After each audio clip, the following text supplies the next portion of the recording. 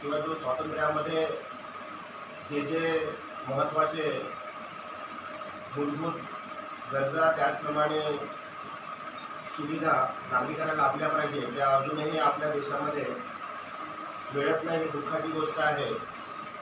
म्हणून आम्ही नेहमी म्हणतो आहे की स्वातंत्र्य कोणाला मिळालेलं आहे.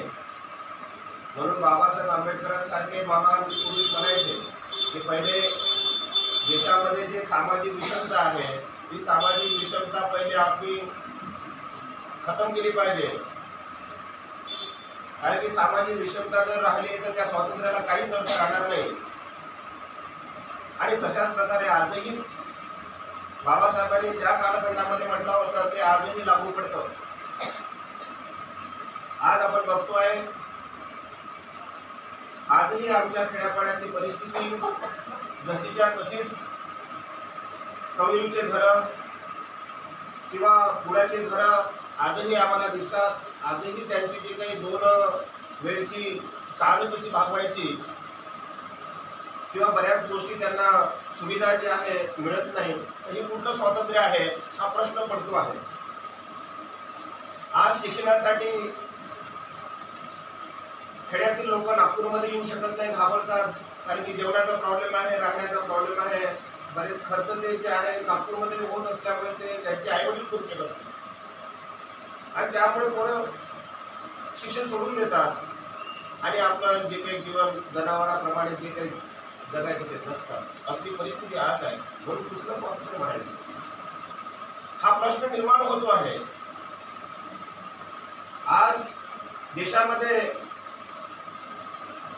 20% लोकांकडे 80% संपत्ती जमा झालेली आहे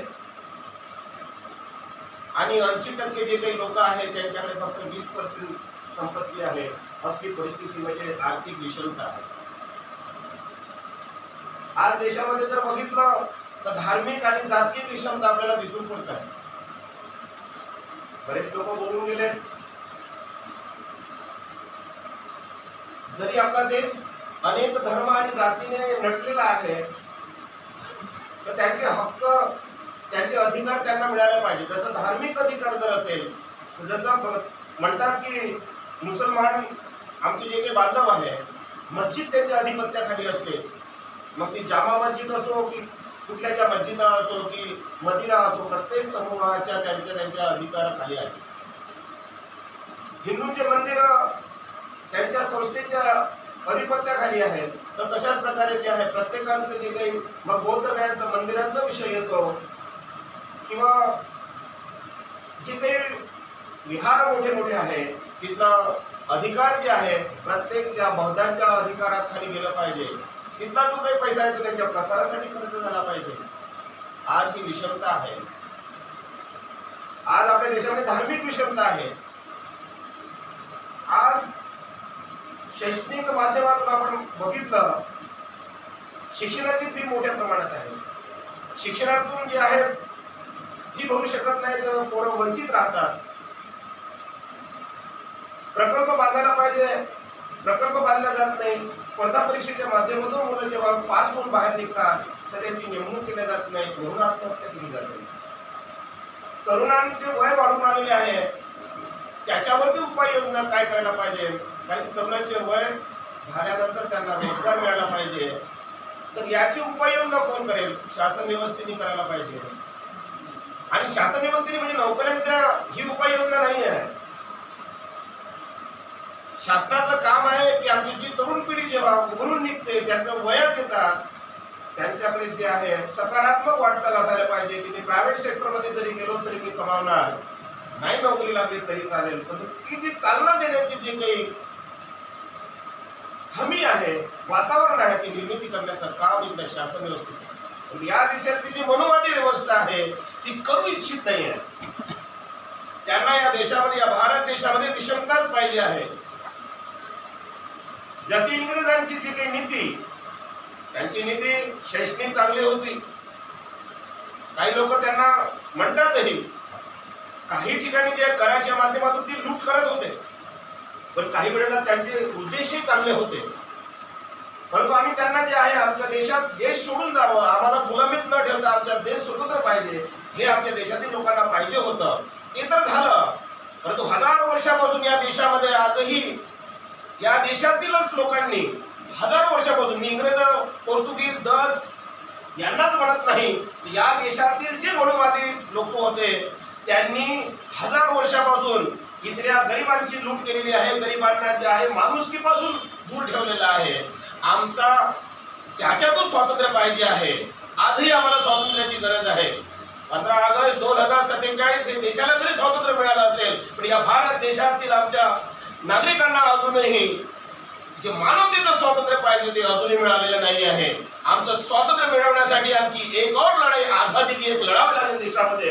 तेव्हा खरं स्वातंत्र्य आम्ही या मनोवाद्यांच्या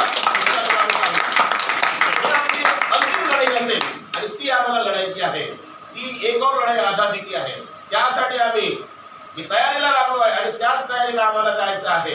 मित्रांनो, सामाजिक, शैक्षणिक, राजनैतिक, न्यायिक आज आम्हाला जे आहे कोणीतरी सांगितलं, रोलर ऍक्ट मध्ये जे आहे कुठलीही पूर्व सूचना न देता आम्हाला जे आहे पोलीस डिपार्टमेंट त्या काळातलं अंदर करत होतं, तुरुंगात डांबत होतं. आजही एखादा जे आहे आंदोलनात्मक भूमिका घेतली तर कलमा लावून जे आहे लगेच अंदर टाकल्या जातं. अशा प्रकारचं कानून आलेलं आहे.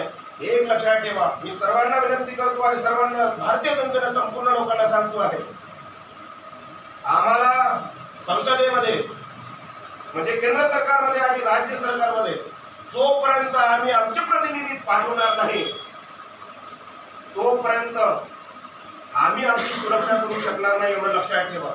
उदारमतवादी लोक आम्हाला पाठवावंच लागेल. कोणीही निवडणुकीच्या कालखंडामध्ये सुद्धा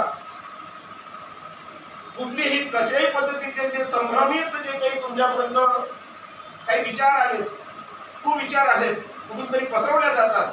इथल्या कुठल्या याला बळी पडू नका. नाही समजलं असेल तर आमच्या जे काही पदाधिकारी आहेत किंवा जे काही लोक प्रगल्भ विचाराचे आहेत त्यांना विचारा की हे बरोबर आहे की चूक आहे की काय करायला पाहिजे.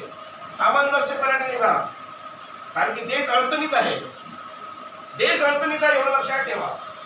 तुम्हाला देश जर आधुनिक बनवायचा असेल, आधुनिक लोकांचे विचार बनवायचे असेल तर आम्हाला योग्य मार्गाने जावं लागेल आणि योग्य मार्गाने जाण्यासाठी आम्हाला योग्य प्रतिनिधी पाठवावं लागेल, एवढं लक्षात ठेवा. चुकीचे प्रतिनिधी जर पाठवले तर तुम्ही देश घडवू शकणार नाही, एवढं लक्षात ठेवा. आज शेतकऱ्यांच्या आत्महत्या, आमची आसाममध्ये जे आहे आमच्या आया भगिनीची एक जे आहे भिन्न काढल्या जाते, अशा प्रकारचं जे काही वातावरण या देशामध्ये जर असेल तर एवढं लक्षात ठेवा, कुठेतरी आपला देश आधी पारतंत्र्यात आहे, चुकीच्या मार्गाने जातो आहे. हे जर आपल्याला थांबवायचं असेल तर आम्हाला आवाज उठवावा लागेल. प्रत्येक नागरिकांना चेतावं लागेल स्वतःला आणि क्रांती, एक उठाव करावा लागेल. जोपर्यंत या देशामध्ये या मनोवाद्यांच्या विरोधात उठाव होणार नाही तोपर्यंत हा देश संपूर्ण आझाद होणार नाही, एवढं लक्षात ठेवा. संपूर्ण आझाद जर तुम्हाला पाहिजे असेल, आझादाची चव, स्वातंत्र्याची चव खरी चाखायची असेल तर तुम्हाला एक और लढाई आझादी की लढावीच लागेल. त्याच्याशिवाय हे शक्य होणार नाही.